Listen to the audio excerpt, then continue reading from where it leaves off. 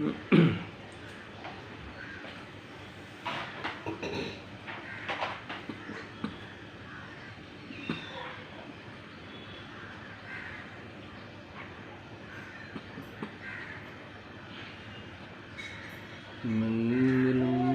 भगवान वीरो मंगलम गौतम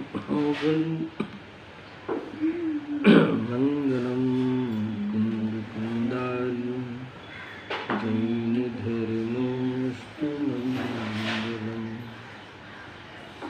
सर्वमंगल मांगल्यम सर्वकल्याणकारकम प्रधानम सर्वधर्माणां जैनं जयतु संशुनं जैनं जयतु संशुनं नमस्मे साराय स्वानुभूत्या चकाशते चित्से भावाय भावाय सर्वभावान्तरेषु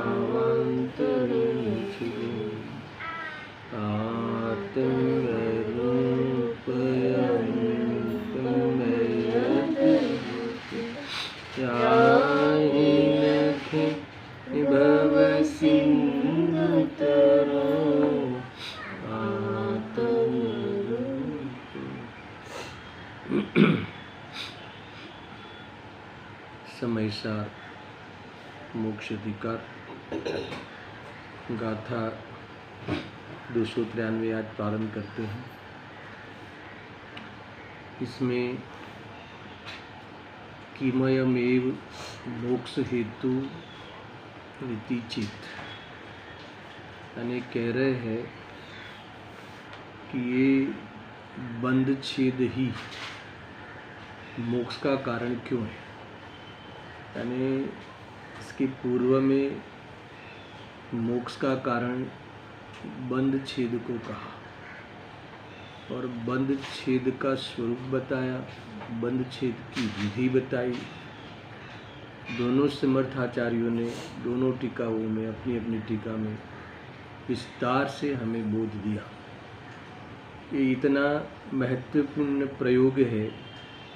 ये जो बंध छेद अर्थात द्विधाकरण आत्मा और बंध में अर्थात भेद ज्ञान कि उसकी प्रेरणा के लिए पुनः ये गाथा लिखी गई और बंध छेद ही मोक्ष का कारण क्यों है ऐसी जिज्ञासा करते हुए उस भेद ज्ञान को करने के लिए कहा गया है। अर्थात वेद ज्ञान ही एकमात्र मोक्ष का उपाय है। वो निर्णय करो अर्थात निर्णय किया है तो दृढ़ता करो और दृढ़ता हुई है तो परिणमन करो। इस प्रकार से इस गाथा में इसकी महिमा की है। देखो ये जो महत्वपूर्ण बातें होती ना तो आचार्य देव इस प्रकार से स्मरण करते रहते हैं और हमारे जैसे जीवों के लिए वह बहुत ही प्रेरणादायी बनता है। देखो बंधाणं च सहावं क्रियाणीदुम् अपणो सहावं च बन्धेषु जो विरुध्यति शोकम् अविमोक्षणं कुन्दी जान करे बंधन स्वभाव जान जो आत्मा जो बंध में ही विरक्त होवे कर्म मोक्ष करे। स्पष्ट है कि वही भेद ज्ञान मोक्ष का कारण क्यों है। उसका उत्तर एकदम स्पष्ट ख्याल में आया कि आत्मा और बंध दोनों भिन्न ही पता चले तो ही बंध से विरक्त होगा, तो ही आत्मा का लक्ष्य करेगा। यानी कुल मिला के ये भी यहाँ विचार कर सकते हैं कि ठीक है हमने बंध भाव का और आत्मा का भेद ज्ञान तो कर लिया कि ये बंध भाव है ये आत्मा है दोनों भिन्न है ऐसा भेद ज्ञान तो कर लिया, मगर इससे मुक्ति कैसे होगी? क्योंकि इससे मुक्ति इसलिए होगी कि जब वेद ज्ञान करके बंध भाव से क्या करना है? विरक्त होना है, बंध भाव को त्यागना है। अर्थात तू स्वभाव को ग्रहण करे, स्वभाव की दृष्टि हो तो बंध भाव की दृष्टि छूट जाती है। इस प्रकार से वेद ज्ञान वास्तव में कार्यकारी है बंध को मिटाने में, अर्थात मोक्ष को प्राप्त करने में। हमें जब समझ में आवे कि यहाँ खड्डा है तो फिर ये खड्डा है और बाजू में सड़क है वो अच्छी है, तो ऐसा वेद ज्ञान करके क्या करना? खड्डा से बचना है और सही सड़क से गुजरना है। इसका नाम है वेद ज्ञान। समझ में? ये वेद ज्ञान इसे कहते हैं। जान लिया ये भी वेद ज्ञान नहीं है, मतलब कि खड्डा है और वो बाजू में है वो सही सड़क है, ऐसा तुमने भेद कर लिया। पर भेद करके फिर मंजिल पे पहुंचने के लिए उस खड्डे वाले रास्ते को त्याग कर उस सही सड़क से गुजरता हुआ अपनी मंजिल को प्राप्त होना चाहिए। ये यहाँ मूल बात इन्होंने कही है। देखो ये भाव निकलेंगे जो मैंने अभी बताया। देखो, बंधों के स्वभाव को और आत्मा के स्वभाव को जानकर, चलो ये भी तो जान लिया, फिर क्या करना? बंधनों के प्रति जो विरक्त होता है वह कर्मों से मुक्त होता है।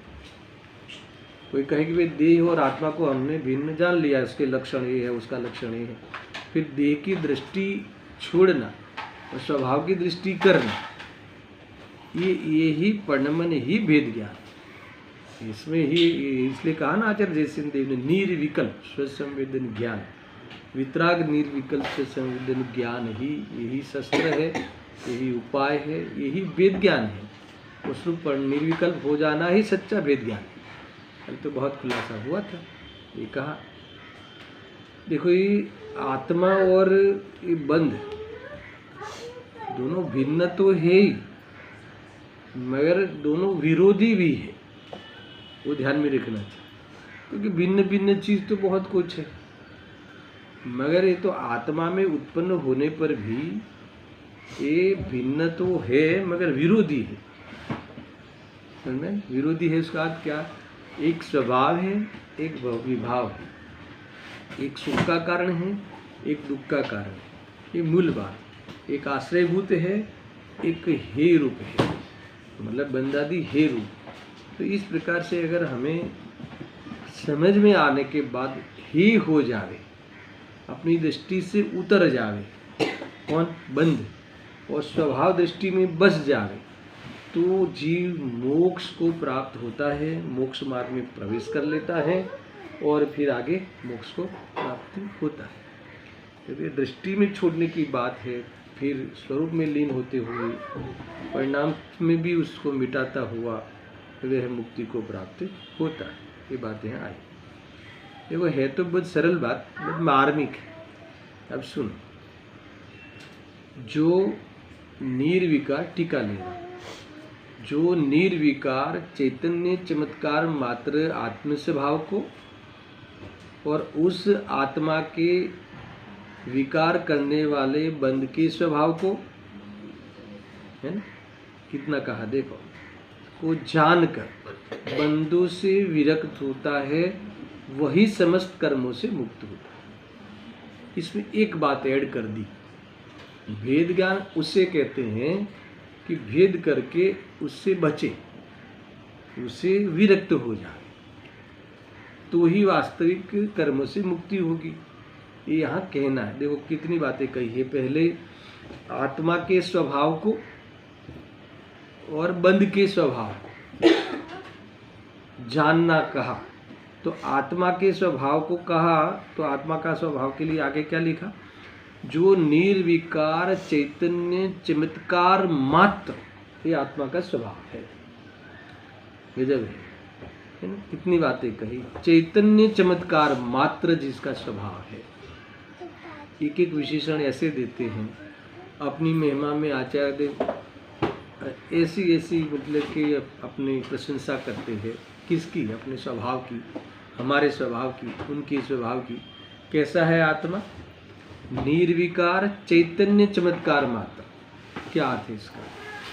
ये चैतन्य चमत्कार क्या है ना? देखो, ज्ञान अपने आप में एक चमत्कार है, क्योंकि ये क्या चमत्कार है?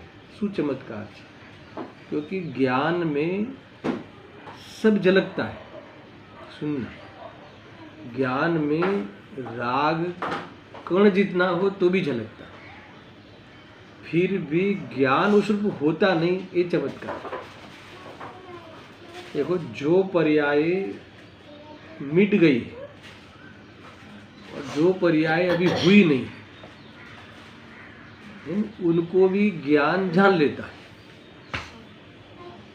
जो पर्याय सारी समाप्त होगी भूतकाल की, और जो पर्याय अभी हुई नहीं है, वो सारी पर्याय को, भूत और भविष्य की पर्याय को और वर्तमान की भी, सबको जान लेता है। ज्ञान में जानना स्वभाव है। तो चमत्कार क्या हुआ? अरे चमत्कार हुआ कि ये चमत्कार हुआ कि ये जो अभी है नहीं उसको भी जान लेगी, जो होने वाली है उसको भी जान लेगी। और मूल चमत्कार तो ये है कि जानने पर भी उसका प्रभाव नहीं होता है ना, वो उससे प्रभावित नहीं होता। ये बहुत बड़ी बात है ना। उसके उजाले में सब कुछ जानने में आवे, मगर जो भी कुछ जानने में आवे उसमें वो विरोध नहीं करता, उसमें उसको हरकत नहीं है, उसमें उसका हर्ष शोक नहीं होता।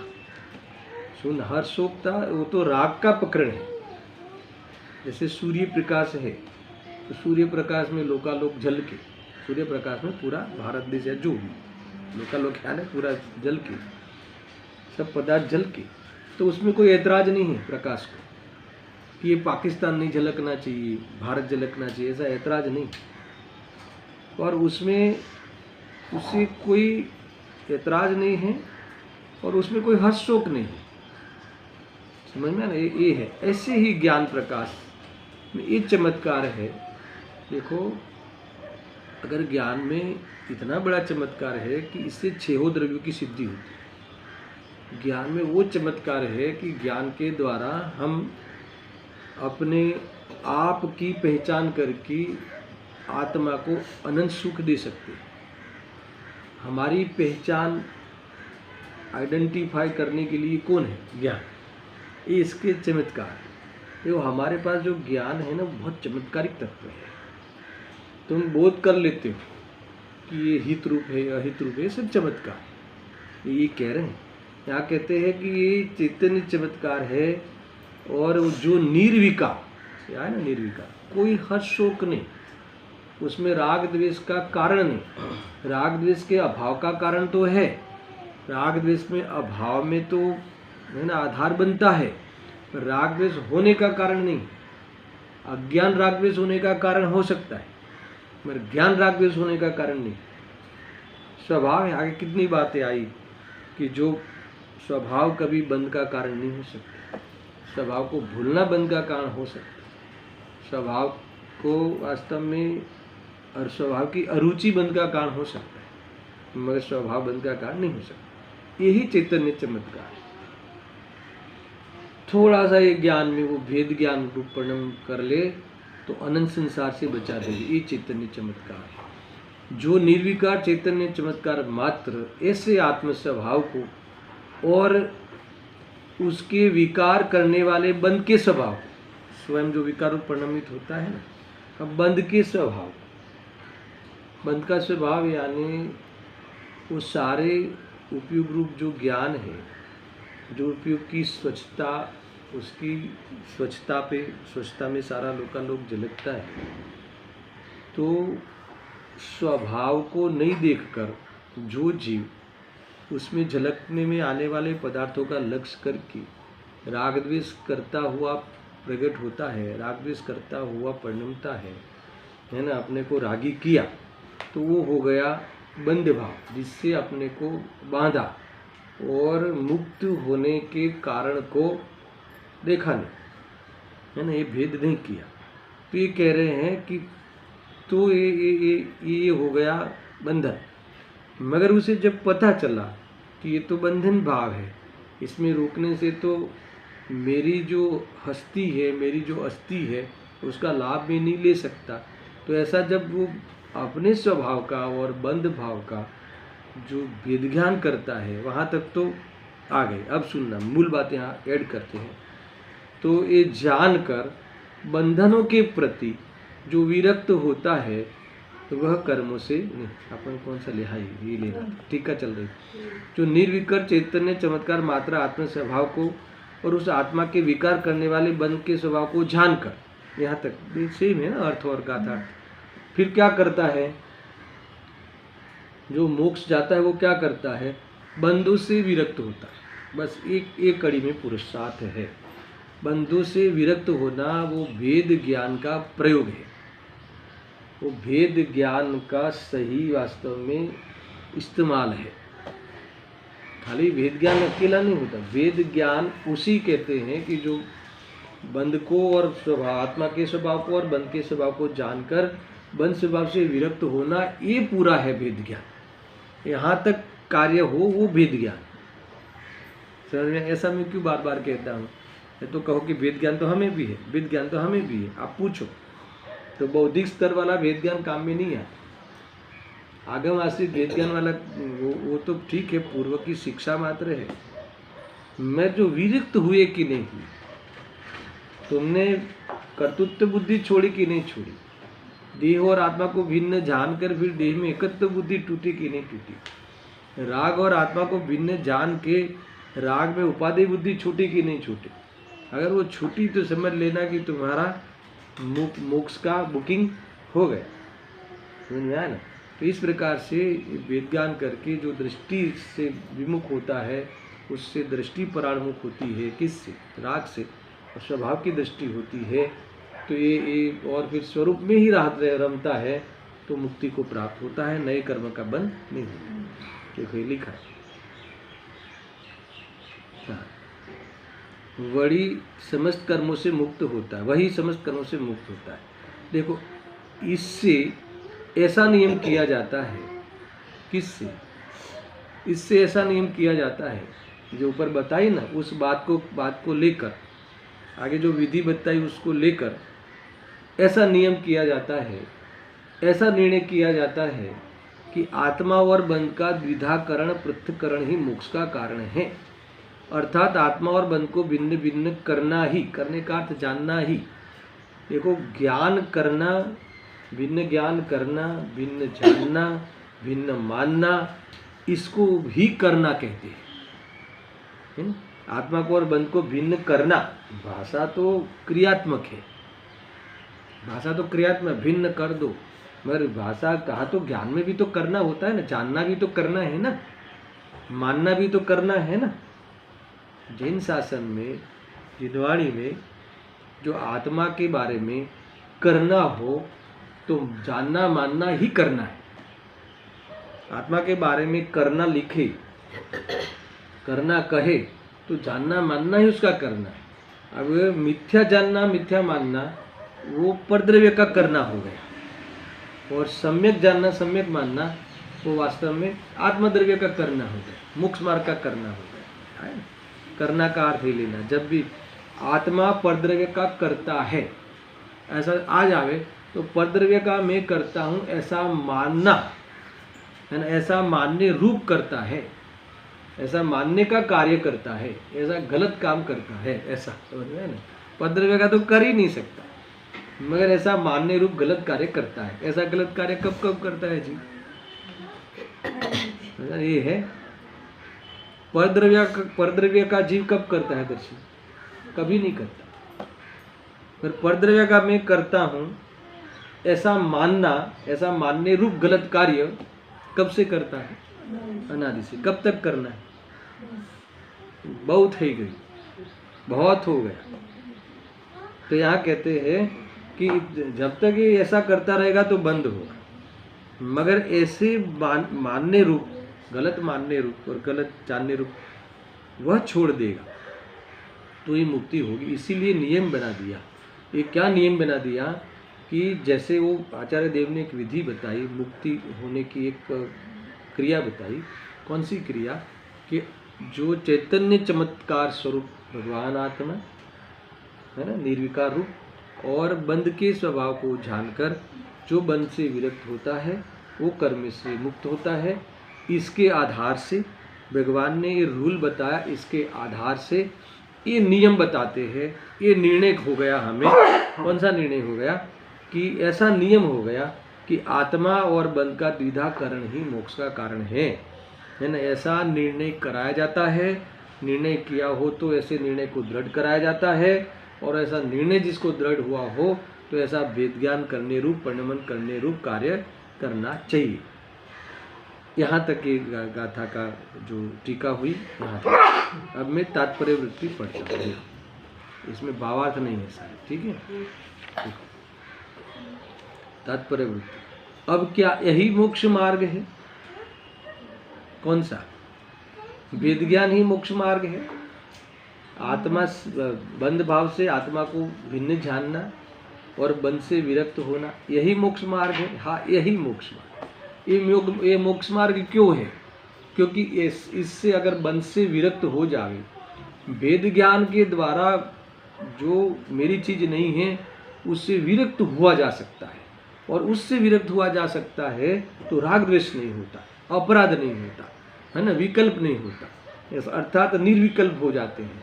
इससे वितराग हुआ जाता है, और जो वितराग हो जाता है उससे बंध नहीं होता। भावबंध ही नहीं है जो बंध का कारण, भावबंध ही नहीं रहा तो फिर कर्म का बंध कैसे हुआ?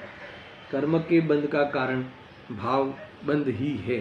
तो जब भावबंध ही नहीं रहा, देखो तुम्हें कहीं उपयोग को उलझाने का प्रसंग ही नहीं रहा, है ना। अच्छा मुझे बताओ कि उपयोग को कहीं उलझाने का प्रसंग क्यों नहीं रहा? क्यों नहीं? इसका आधार क्या है? तो क्या भिन्नता भाषे। जहाँ जहाँ तुम्हें दो चीज की भिन्नता भाषे तो तुम्हारे निवृत्ति होगी ही होगी। जो तुम्हारे से भिन्न भाषे वहां से तुम लौटोगे ही।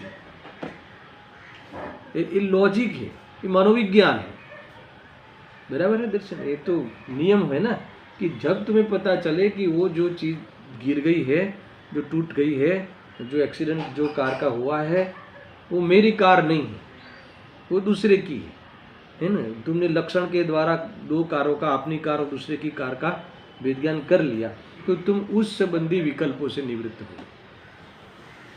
अब टूटी है तो क्या करे, है ना, अभी उसे रिपेयर करावे या फिर जिसने किया उससे केस करे।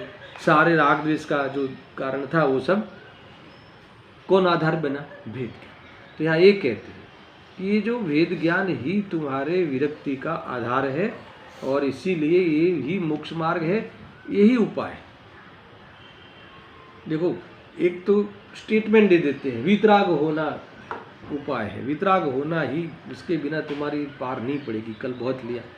और वितराग होना या निर्विकल्प होना, तो विकल्प मिटाना, तो विकल्प कैसे मिटाओगे? तो ये स्वच्छ संवेदन ज्ञान रूप, ये जो ज्ञान में जो संवेदन होता है जिसमें वो ज्ञान, वो ज्ञायक मैं हूँ, बाकी सब पर है।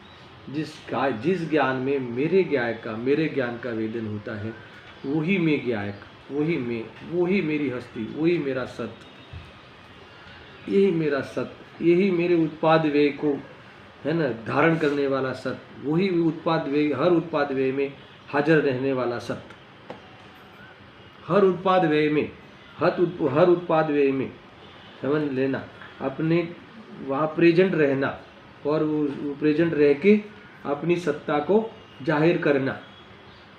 समझ में आया कि नहीं? यही बस, यही में उत्पाद द्रव्योक्तम सत्य, चैतन्य रूप वही में सत्य आया ना पूरा। ये सत्य है, ये सार है।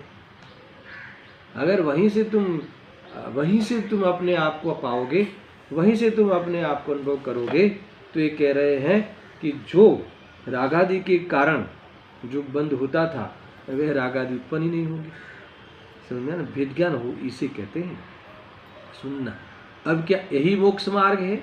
इस प्रश्न का उत्तर देते हैं।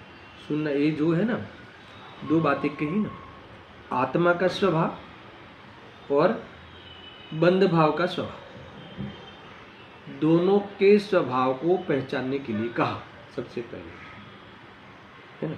तो यहाँ आचार्य जयसेन देव पहले जो बंध भाव है ना, उसका स्वभाव की चर्चा करते हैं, उसके स्वरूप की चर्चा करते हैं। इसके बाद आत्मा के स्वरूप की चर्चा करते हैं। जब दोनों के स्वरूप की खबर पड़ गई और दोनों के स्वरूप से एक खबर पड़ गई, क्या खबर पड़ गई? बंध के स्वरूप को जाने से एक खबर पड़ गई कि ये मेरे दुखदायक है और स्वभाव यानी मेरा नहीं है, मेरी चीज़ नहीं है, वो विकृति है, मेरे स्वभाव में से नहीं आती, वो पता चला।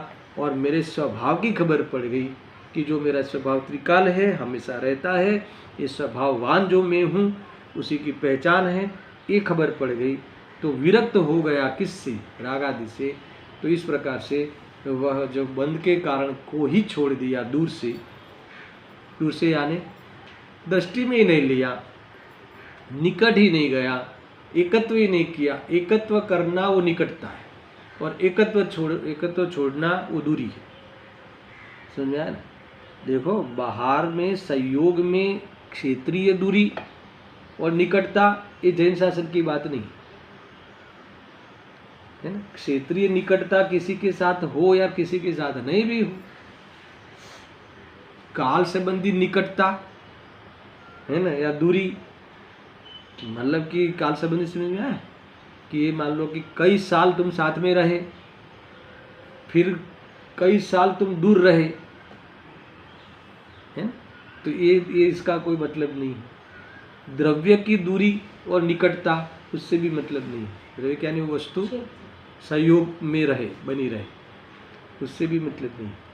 तो क्या है कि एकत्व हो तो वो फिर नहीं हो सामने, न क्षेत्र से नजदीक हो, न काल से वो निकटता हो, फिर भी वो निकटता है। और भले गोद में बैठता हो बच्चा, अरे भले आत्मा के साथ साथ एक प्रदेश में रहता हो शरीर, दूध और पानी की तरह, मगर एकत्व छूटा तो वो तुम्हारी दूरी होगी, दूर से ही तुमने उसे छोड़ दिया। यानी दृष्टि में छोड़ने का महत्व बहुत है, ध्यान रखना है ना। और ऐसा छोड़ेगा तो फिर वो परिणामों से भी विरक्त रहेगा, यानी वितरागी रहेगा, फिर राग द्वेष नहीं होगा। राग द्वेष से जो फिर उस निकटता को निभाता था, एकत्व को, वो भी नहीं रहा। तो उससे क्या होगा? उससे मुक्त होगा, मुक्त हो गया, ये दुख के कारणों से मुक्त हो गया, उससे मोक्ष हो गया, और कर्म का भी बंध नहीं हुआ, और जुने कर्म खीर गए, तो कर्म से भी मुक्ति हो गया। इस प्रकार से मुक्ति चलती है।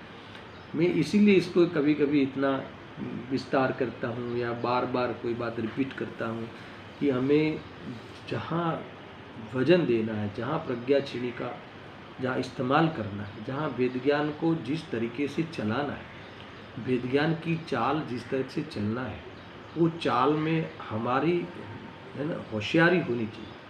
अगर वो होशियारी नहीं आई तो तुम व्यवहार में कितना भी है ना चतुर हो, लोकनो गम्मेटलू डाह्यो होय, है ना, वो यहाँ मूर्ख है। समझा ना? ये यहाँ मूर्ख है। मोक्ष मार्ग में कोई मतलब नहीं है। लोक में तू कितना भी चतुराई कर ले, वेद ज्ञान कहाँ, अपना पराया दृष्टि में क्या होना है ना, अपना पराया वास्तविकता में क्या होना, स्वभावगत क्या होना, खरेखर શું પોતાનું ને પરાયું છે, दुनियाમાં कोई कोईનું નથી, ये बात है ना। ये अपने परिणामों में ही राग पैदा होवे, वो आत्मा का किसी भी प्रकार से नहीं है, यानी स्वभाव को लेकर वो अपना सिद्ध ही नहीं होता। तो ये अगर जुदा जाने तो अभी इसीलिए आचार्य जयसेन देव की जो ट्रिक है, क्या ट्रिक है कि उन्होंने बंध भाव का पहले लक्षणगत स्वरूपगत परिचय कराया। क्या आचार्य देव की कृपा रही हमारे पे, सुनना देखो। मिथ्यात्व रागादि रूप भाव बंध का स्वभाव जानकर, स्वभाव यानी स्वरूप, पहचान। कैसे पहचाने वो बंध भाव को? बंध भाव का स्वरूप क्या है, बंध भाव का परिचय कैसे करे? तो ये मिथ्यात्व रागादि रूप भाव बंध का स्वभाव जानकर। कैसा जानकर? इतने से मन नहीं भरता। आप और बताओ कि आपने तो कह दिया कि ये मिथ्यात्व और रागादि है, वो भावबंध है, मगर उसका स्वरूप, बंध भाव का स्वरूप क्या है? मिथ्यात्व और रागादि। समझ में? तो अब वो बताओ कि वो जो आपने बंध भाव का लक्षण क्या बताया, बंध भाव का बंद होने का कारण क्या बताया? भाव बंद क्या है? कि मिथ्यात्व और राग आदि भाव बंद। तो अब ये बताओ कि मिथ्यात्व और राग आदि क्या है ना? ऐसा कोई बताता कि इतना खोल खोल कर समझ में आया ना? इतना खुलासा कौन करे? सुनो कि हे तथा उपादेय तत्वों के विषय में विपरीताभिनिवेश होना मिथ्यात्व का स्वभाव कहा है। क्या गजब की परिभाषा है! ऐसी परिभाषा नहीं मिली। मिथ्यात्व किससे कहते हैं? यहाँ कहा ना, हे तथा उपादेय तत्वों के विषय में विपरीत अभिनिवेश यानी विपरीत अभिप्राय का होना, ये मिथ्यात्व है। इसको सरल भाषा में कहना हो तो सात तत्व संबंधी जो भूल है वो मिथ्यात्व है ना। वो राग द्वेष अलग हो गया, सात तत्व संबंधी भूल। और सात तत्व क्या है, सात तत्व संबंधी भूल क्या है, वो भी तो पता होना चाहिए। तो देखो, मैं 3 कथनों में फॉर्मूला रूप से मैं सात तत्वों को परिचय कराता हूँ। समझ में आया? सात तत्व संबंधी भूल में मैं बताता हूँ कि अपना क्या है, पराया क्या है, फिर दुख क्या है, दुख का कारण क्या है, समझ में आया ना, और सुख क्या है, सुख का कारण क्या है। इसके बारे में अनजान होना, इसके बारे में गलतफहमी रहना, ये सात तत्व की भूल है। नहीं ख्याल में आया? जैसे क्या बोला सब कि 3 बातें बताओ। स्व क्या है और पर क्या है, दुख क्या है और दुख का कारण क्या है, समझ में आया ना? तो और सुख क्या है और सुख का कारण क्या है, इसमें सातों तत्व आ जाएंगे। तो देखो, स्व क्या है और पर क्या है, उसमें कौन से तत्व आएंगे? जीव और अजीव। दुख और दुख के कारण में कौन आएगा? आश्रय। और सुख और सुख के कारण में कौन आएगा? संबंध, निजरा, मोक्ष। तो ये बारे में भूल होना, खबर नहीं होना, ये सबसे बड़ा अपराध है, ये मिथ्यात्व है। सारी दुनिया इस भूल में है ना, समझदार हूं ऐसा मान के चल रहा है। तो किसी को कहे कि मेरा क्या है और पराया क्या है, हमें पता नहीं है क्या? स्व क्या है, पर क्या, हमें पता नहीं है क्या? ये नहीं है। अगर वो पता होगा तो समझ लेना कि तुम मोक्ष मार्ग में। तो ये तो कई बार चर्चा हुई। सात तत्व मूल है। सात तत्व में विपरीत अभिनिवेश, विपरीत अभिप्राय होना, अभिनिवेश यानी अभिप्राय, वो मिथ्यात्व है। वो उसकी श्रद्धा मिथ्या है, उसका ज्ञान मिथ्या है, उसका सारा आचरण मिथ्या है, उसका जीवन मिथ्या है। मिथ्या उसका आत्मा ख्याल में आया ना? बहुत बड़ा अपराध है, मिथ्यात्व है, भ्रम में है। मिथ्यात्व यानी भ्रम। उसका ज्ञान भ्रमित है, उसका श्रद्धा भ्रमित है, उसका आचरण भ्रमरूप है। समझना पहले इस बात को, मैं इसीलिए थोड़ा खोल कर बता रहा हूँ आपको। ये बहुत बढ़िया परिभाषा आ गई कि हे तथा उपादेय तत्व क्या ग्रहण करने लायक है और क्या छोड़ने लायक है, इसका निर्णय नहीं होना, इस संबंधी अभिप्राय में खोट होना, इस संबंधी मान्यता गलत होना, इस संबंधी गलत फहमी होना। समझ में आया कि नहीं? तो ये हो गया मिथ्या। देखो, मुझे बताओ कि माता पिता देव शास्त्र गुरु हे है कि उपादेय? वो न हे है न उपादेय, वो तो ज्ञेय मात्र, जानने में आने लायक पदार्थ है। वो कैसे हे गे होगा? तुम किसी के बारे में हे गे कैसे कह सकते है ना? बेटा हे कैसे हो गया? अरे वो तो अपने लोक का एक द्रव्य है, मगर उस बेटे को अपना मानना, है ना? तो ये यानी तुम्हें स्व पर का भेद विज्ञान नहीं है, ये भूल है, ये कह रहे। अभी मान लो कि अपना मानना वो मिथ्यात्व हो गया, है ना? वो उसको लेकर राग द्वेष होना, वो आश्रय भाव हो गया, उसमें फिर उपयोग लगाए रखना, वो बंध भाव हो गया। तो ये दुख का कारण है। देखो, आज तक किसी ने भले कितना भी आश्रव दुख रूप घनेरे ऐसा कहे, वह परिभाषा भी कहे, मगर भाव भाषण नहीं होता। एक बार ऐसा प्रसंग हुआ था, इसलिए कह रहा, जब मैं शायद कोचिन में स्वाध्याय कर रहे केरला, तो मैंने कहा कि वे आश्रम केवो छे, तो क्या दुख रूप छे। अब थोड़ी देर फिर बात चला के मैंने डायरेक्ट एक प्रश्न पूछा कि आपको आपके माता पिता के प्रति, है ना, बहुत प्रेम है ना, वो जो प्रेम है वो कैसा है, दुख रूप है कि सुख रूप? तो पंडित जी वो दुख रूप कैसे होगा, वो तो सुख रूप। तो आप थोड़ी देर पहले क्या कहा आपने, आश्रम दुख रूप घनेरे। तो अभी आपने माता पिता के प्रति, देवशास्त्र गुरु के प्रति जो राग भाव होना, वो आश्रय भाव है, वो पता नहीं चलता। तो मेरा तो इतना ही कहना, कई बार चल गया है, ये तो आया ना, विशेष नहीं बता रहा हूँ कि हमें आश्रय दुख रूप लगता है, सहज लगता है कि ये तो दुख रूप कैसे हो सकता है, स्वभाव सहज यानी स्वाभाविक है ये तो, इसमें क्या गलत है? तुम्हें तुम्हारे माता के प्रति राग है, उसमें क्या गलत है बता? अगर दुनिया को कहे कि तुम्हें तुम्हारे माता के प्रति राग है ना, वो गलत चीज है, ऐसा कहकर देखना जरा, कैसे कहकर देखना। देवशास्त्र गुरु की बात तो बहुत बड़ी बात है, पहले माता पिता के बारे में पहले पूछ के देखना, कह के देखना, तुम्हें वो मूर्ख सिद्ध कर देंगे, मूर्ख के द्वारा तुम मूर्ख कहे जाओगे। समझ आ रही कोई बात?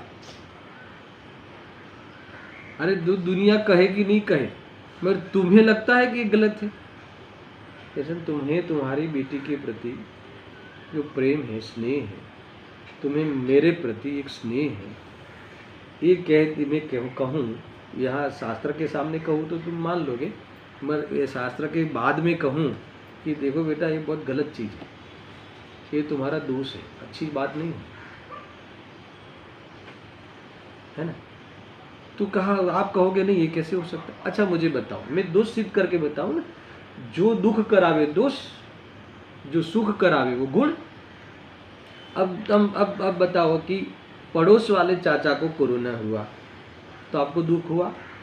नहीं हुआ। हम बच्चों को ऐसे समझाते थे बाल बोध भाग एक में, इसलिए फिर से समझा रहा हूँ तुम्हें। बाल बोध भाग 1 में भी यही बताया हुआ है मैंने। अभी मुझे मान लो कोरोना का रोग आ गया तो तुम्हें दुख होगा ना? क्यों? क्योंकि तुम्हें मेरे प्रति राग है। तो ये राग फिर सुख का कारण कैसे हुआ? सुने, वे राग होना अलग बात है सबके, पर राग को तुम्हें सुखरूप लगना वो बहुत बड़ा दोष है, वो वहीं से तुम मिथ्यात्व है। समझ में आया? राग तो होता है ग्रस्त जीवन में, मगर तुम उसे सुखरूप मानोगे, तुम्हें उपादेय मानोगे, तुम इसे हे नहीं मानोगे, तो तुम उसे छोड़ोगे कैसे? माता पिता को छोड़ा नहीं जाता, ग्रहण नहीं करता कोई, पर माता पिता के राग को छोड़ने के लिए कहा है, समस्त राग को छोड़ने के लिए कहा है, राग मात्र को छोड़ने के लिए कहा है। देवशास्त्र गुरु से लेके जिनवाणी माता तक सबका राग छोड़ने के लिए कहा है। क्यों? क्योंकि राग दुख रूप है। ऐसा वितराग का सुख रूप, स्वरूप में रहना, निर्ग्रंथ होकर, है ना, स्वरूप से भी निर्ग्रंथ हो और बाह्य में निर्ग्रंथ, यही वास्तव में सुखी होने का साक्षात उपाय है। ये लगता है मुनिराज दुखी लगते कि नहीं लगते? बेचारे लगते कि नहीं लगते? इसे पता नहीं क्या कह रहा है। ऐसी गर्मी में यहाँ थोड़ा सा पवन नहीं आवे, इतनी ऊंची मंजिल पे भी बहुत गर्मी लगती है, बहुत गर्मी लगती है। गर्मी है वो सही है, गर्मी का ज्ञान है वो भी सही है, स्वभाव है ना, मगर गर्मी मुझे लगती है और उसके कारण में दुखी हूँ। इसके कारण इसका मतलब कि गर्मी का ज्ञान तो मुनिराज को भी होता है, और गर्मी में बहुत बैठे हुए रहते हैं तो हमें वो दुखी लगेंगे। इतनी गर्मी में बिना घर के, बिना वस्त्र के, ये दुनिया को ऐसा लगता है। किसी को ये साहस लगता है, किसी को ये धर्म लगता है, किसी को ये दुख लगता है न? मगर यहाँ कहते हैं कि न वो साहस है, सुनना, कि न वो दुख का कारण है न वो सुख का कारण है, वो आत्मा ही नहीं है, वो आत्मा की चीज ही नहीं है। उस शरीर का निर्ग्रंथ रहना और किसी धूप के संयोग में वहाँ बना रहना, वो तो बाहर की चीज़ है, आत्मा की बात ही नहीं है। मगर अंदर में परिणाम में जो निर्विकार है वो मुनि तत्व है ना, वो मोक्ष तत्व है, वो वास्तव में मोक्ष मार्ग रूपी तत्व है, संवर तत्व है, निजरा तत्व है, मोक्ष का कारण है। समझ आ रहा है कुछ? तो ये हमें समझ में नहीं आता, क्योंकि ये उपादेय है। वितराग होना ही जीवन में एकमात्र ध्येय है। वितराग होना अगर ध्येय नहीं हो दर्शन, तो कहीं के नहीं रहोगे। संवर निजरा यानी वितराग तत्व, और संवर निजरा का फल पूर्ण अनंत वितरागता, अनंत सुख, अनंत ज्ञान आदि मोक्ष तत्व। समझ में आया कि? तो ये जो है ना, ये देखो, मोक्ष हुए बिना सुख नहीं होगा। इधर इधर कब तक भटकते रहो, है ना? ये मिट्टी के घर बनाते रहो, ये पुद्गलों के पीछे भागते रहो, झुक झुक जाता चेतन, ये पुद्गलों के पीछे प्रभावित हो। देखो, ये इतनी ताकत होनी चाहिए कि तुम्हें जो अपना चेहरा लगता था ना, वो चेहरा याद ही नहीं आवे, याद नहीं आवे ना, अपने रूप से याद ही नहीं आवे। इतनी जोरदार अंदर में एकांत हो सकता है, इतना विरक्त हो सकता है। ये वेद ज्ञान है, ये कह रहे हैं आचार्य जी से, ये वेद ज्ञान है। अभी तो क्या बताया, देखो पढ़ो कि मिथ्यात्व और रागादि रूप भावबंध का स्वभाव पहले जानो, यानी उसका स्वरूप पहचानो। कैसा है स्वरूप? तो पहले मिथ्यात्व का स्वरूप बताते हैं। कैसा है मिथ्यात्व, किससे कहते हैं? ये मिथ्यात्व दुनिया को, ये मिथ्यात्व का पता ही नहीं है। ये मिथ्यात्व सबसे बड़ा है ना कारण है संसार का, रखड़ने का, दुख का, ये पता ही नहीं है। ये तो देखो, बहुत हम भी उसमें रुक जाते हैं। कोई चीज़ का कर्ता हमें घोषित करे तो हमें इसमें एतराज नहीं होता, उसमें हमें सुख लगता है, तो ये कर्तृत्व बुद्धि हुआ, ये मिथ्यात्व है। तुम कैसे कर सकते हो दूसरे की चीज़ को? तुम तो निमित्त मात्र तो थे, यानी अकर्ता थे। तुम्हारा योग उपयोग की बर्बादी करने वाले थे, मगर तुम उस कर्ता का, उस कार्य के कर्ता का बहुत अच्छा घर तुमने बनाया, बहुत अच्छी फैक्ट्री तुम मेंटेन करते हो, बहुत बिजनेस तुम बहुत संभालते हो। 4 लोग कहे तब तो ऐसा लगे कि अब मैं कमाया, पैसा भले मिले नहीं मिले, मगर 4 लोग को लगना चाहिए, दुनिया को लगना चाहिए कि मैंने कुछ किया। तो ये मिथ्यात्व है, ये दुख का कारण है, जो हमें दुख का कारण नहीं लगता, सुख का कारण लगता है, यानी उपादेय लगता है। ये है, ये मान्यता है, ये कह रहे हैं। आए समझ में? देखो थोड़ा कुछ देखो, ऐसा लगे कि तुम ये सुन के तो ऐसा लगे कि फिर दुनिया में तो जैसे कुछ करने जैसे, अरे कुछ है ही नहीं तुम्हारा दुनिया में, तुम्हें क्या लेना देना? लोक में है, व्यक्त है, तुम अव्यक्त हो, तुम्हें क्या लेना देना? अव्यक्त हो यानी तुम्हारा उससे सुख दुख का नाता ही नहीं है, दूर दूर का नाता नहीं। तुम्हें अपना लगे भूल है, वो तुम्हें परभाषित नहीं होता, वो भूल है। उससे भिन्न तुम स्वचेतन हो, ऐसा सब अपने बारे में खबर नहीं, वो भूल है। और उसको अपना मानना वो मिथ्यात्व रूपी दोष है, बड़ा अपराध है, बहुत बड़ा गुनाह है दुनिया में। ये गुनाह तो समझ भी नहीं आता, लोग गुनाह नहीं मानना, ये इसका गुनाह का बाप है ना? ये गुनाह नहीं लगता हमें, ये लगना चाहिए, उपाधि लगता। ये ऐसा सुनो बराबर, देखो आगे लू अभी, अब सुनो। ये हो गया मिथ्यात्व, है ना? ये सबसे पहले ये बंध का सबसे बड़ा मूल, बंध भाव का ये आधार, बंध भाव का ये आत्मा, बंध भाव का ये स्वभाव, बंध का ये नेचर। समझ में? अब सुन आगे। और अब दूसरा क्या था? राग द्वेष। अब राग द्वेष को किस प्रकार से प्रेजेंट करते हैं आचार्य जयसेंद्र? और पंचेंद्र के विषयों में इष्ट अनिष्ट भाव होना। इष्ट अनिष्ट बुद्धि वाला तो मिथ्यात्व में चला जाएगा, इष्ट अनिष्ट बुद्धि मिथ्यात्व में चला जाएगा। मगर इष्ट अनिष्ट भाव, इसका अर्थ की रति अरति भाव है ना, ये होना रागादि, ये इष्ट अनिष्ट होना, ये राग द्वेष का स्वभाव कहलाता है। ये समझ में आया कुछ? यानी 5 इंद्र के विषय, यानी एक एक विषय को लेकर जितना समझना उतना समझो। चाहे रसना इंद्र का ले लो, चक्षु इंद्र का ले लो, कर्ण इंद्रिय का ले लो, है ना, मान लो कि कर्ण इंद्रिय का ले लो, तो कर्ण इंद्रिय का कोई विषय बना, किसी का गाना, किसी का गीत, ठीक है, तो ये अच्छा गा रहा है, ये मुझे भाता है। अभी इंडियन आइडल चल रहा है ना, तो कि ये लड़का इतना अच्छा, इसका कैसा है, मेलोडी गा रहा है, सब बोलते ना सब लोग, यानी बहुत ही मीठा है, अच्छा लग, रति भाव लगना। और इसका जो कॉम्पिटियर है ना, उसका आवाज़ सही नहीं है, सही नहीं, यानी अच्छा नहीं भाता, मुझे भाता नहीं, ये हो गया द्वेष। ऐसा 5 इंद्रिय के विषयों में निरंतर राग द्वेष करता है। अब रचना इंद्रिय में तो बहुत बड़ा लिस्ट हो जाएगा, है ना, ऐसा है। चक्षु इंद्रिय में भी हमें ऐसा गेटअप, एक कलर से हमें इस दरवाजा का ऐसा युवा का, कौन सा आकार, ऐसा गोल आकार, वो देखना इतना अच्छा महल लगता है, ऐसा स्क्वायर लगे तो खिड़की लगती, तो राग द्वेष। 5 इंद्रिय का विषय हुआ ना, इंद्रिय के ज्ञान का विषय हुआ। अब उसमें तुम्हें भोग की प्रधानता से राग द्वेष करना चालू कर दिया। अच्छा, ये जो अभी मैं कह रहा हूँ, यहाँ की भाषा बोलता हूँ राग द्वेष है, तो तुम्हें कुछ लगता है कि दोष है, मगर ये राग द्वेष का मैं नामकरण नहीं करूँ तो तुम्हें ये दोष लगे कि ये तुम्हें सही लगे। अरे अच्छा दिखने में, क्या बात करते हो, दिखने में अच्छा लगता है। ज्ञानी भी ये सब, अरे ज्ञानी को भी ये राग द्वेष होता है, मगर ये मानता है कि ये राग द्वेष है, ये है, और जो राग द्वेष को हे नहीं मानता वो अज्ञानी है। इतना अंतर बड़ा है, ये तो कहा ना, मगर वो एक तो इसको हे मानता नहीं, और फिर उपादेय मानता है, और फिर राग द्वेष करते रहे कोई ना कोई। सुगंध में ले लो, जहाँ लेना वो ले लो, ये राग द्वेष तुम्हें अपना अंदर का जो ये है ना, पाप का घड़ा फूटेगा, अभी फूटेगा अगर तुम खोलो तो। समझ में नहीं आता, हमें यही करते रहे, बहुत ये छाटते ना, क्या छाटते, अत्तर इसकी स्ट्रॉन्ग स्मेल है, इसकी माइल्ड है।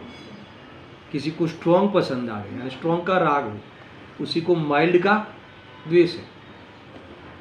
ये 5 इंद्रिय के विषय को लेकर इष्ट अनिष्ट, अच्छा बुरा, रति अरति, है ना, गमना न गमना, भाना न भाना, जो भी ले लो, ये सब इसी में जीवन घटर में बह रहा है, फालतू में जा रहा है। ये आत्मा वेद ज्ञान करके भगवान बनने के लिए है, तो ये तो करता ही नहीं, इस बारे में विचारता ही नहीं। ये कहे तो उसे ये तो हे लगता है कि जो उपादेय होना चाहिए। आए समझ, भाई जाग जाओ, इसके बिना पार नहीं पड़ेगा। ये कह रहे, देखो ये कह रहे हैं कि ये 5 इंद्रिय के विषय में इष्ट अनिष्ट, रतिभा होना रागादि का स्वभाव कहलाता है। देखो, न केवल बंध के स्वरूप को जानकर, यहाँ तक तो बंध के स्वरूप को जान लिया, इतना नहीं करना, अपने आत्मा के अबंध स्वरूप को भी जानना है साथ में। ये तो जान लिया, सब दोष जान लिया, पर हमारा जो गुणवान, जो हमारा स्वभाव एक्चुअल में क्या हूँ, स्व क्या है, ये स्वभाव क्या है, तो लिखा आगे देखो, बहुत अपनो सहावम च, चल में है, देखो, अपितु अनंत ज्ञानादि स्वरूप शुद्धात्मा के स्वभाव को जानकर, अभी चालू है बात, मात्र बंध को जान करना नहीं जाए, तो इससे बंध का अभाव नहीं होगा। फिर साथ में क्या करना है, इसके साथ अपने स्वभाव को जानकर, अरे ये सब तो है, मगर ये सब तो मेरे ज्ञान का चूर्ण है। क्या कहा, मेरे ज्ञान का चूर्ण है, मेरे ज्ञान में जानने में आने वाला ज्ञेय मात्र है। समझ में आया कि नहीं, चूर्ण यानी कुछ नहीं है। मेरे ज्ञान में मैं तो ज्ञाता दृष्टा हूँ, मेरे ज्ञान की, वास्तव में मेरे ज्ञान की ही प्रसिद्धि होती है। ये जिसमें जानने में आया, अरे ये बंद है, ये जानने में आया, ये मेरे ज्ञान की सविकल्पता है, ये मेरे ज्ञान का स्वपर प्रकाशन पन्ना है। आया ना, कल को जोड़ो, है ना, और ये स्वपर प्रकाशन पना है, वो मैं हूँ। ये तो प्रकाशन करने वाला, जानने में जिसमें आता है वो मैं हूँ, मैं तो जानने वाला मात्र हूँ। अगर ऐसा जान लिया तो क्या हो जाएगा, राग का त्याग हो गया, निर्विकल्प हो गया, तो वेद ज्ञान हो गया। इस प्रकार से वेद ज्ञान करके राग का त्याग किया जाता है। इसीलिए वास्तव में वेद ज्ञान ही मोक्ष का कारण है, ये निर्णय कराते हैं। ये है पूरी बात। आया समझ में? ऐसा है, सुनो। अपितु अनंत ज्ञानादि रूप शुद्धात्मा के स्वभाव को जानकर फिर क्या करना, द्रव्य बंध के कारणभूत जो आगे बताया वो मिथ्यात्व रागादि भाव बंध में निर्विकल्प समाधि के बल से आया ना, पूरी बात आ गई। जितना चर्चा करो इतनी रसिक चर्चा है भाई, है ना। मिथ्यात्व रागादि भाव कौन उलझे, फिर अपराध समझ में आ गया तो क्यों मैं इसको अपना मानूं, है ना। तो ऐसा इस प्रकार से छोड़कर रागादि भाव से भी निवृत्त होकर निर्विकल्प दशा आया ना, पूरा निर्विकल्प दशा में रंजायमान होना, रमना, वो में रमना, उसमें ठहरना, उसमें ठहरना, ठहरना, ठहरना, और तुम क्या करना, आनंद में रहना, है ना। यही वास्तव में है निर्विकल्प समाधि के बल से जो स्वभाव में रंजायमान होता है, मगर रागादि में जो रंजायमान नहीं होता, उसमें रस नहीं आता, उसमें अपनापन नहीं होता, तो ये वास्तव में मुक्ति को प्राप्त होता है, वह कर्म का नाश अवश्य करता है। ऐसी ये बात बंध छेद ही मोक्ष का कारण है, इसका निर्णय आज पुनः कराया, इसकी महिमा करी। इस प्रकार से 293 गाथा समाप्त हुई। अब 294 गाथा में कल पढ़ूंगा। क्या है कि ये ठीक है, आपने ये बंध और आत्मा को द्विधाकरण करने को तो कहा, वह साधन तो बता दो, कौन से साधन से हम अलग अलग करें, तोड़फोड़ कैसे किसके आधार से करें। तो इसकी चर्चा कल बहुत बड़ी टीका को लेकर ये गाथा कल आने वाली। सहजानंदी शुद्ध स्वरूपी अविनाशी आत्मस्वरूप, सहजानंदी शुद्ध स्वरूपी अविनाशी आत्मस्वरूप, सहजानंदी शुद्ध स्वरूपी अविनाशी आत्मस्वरूप।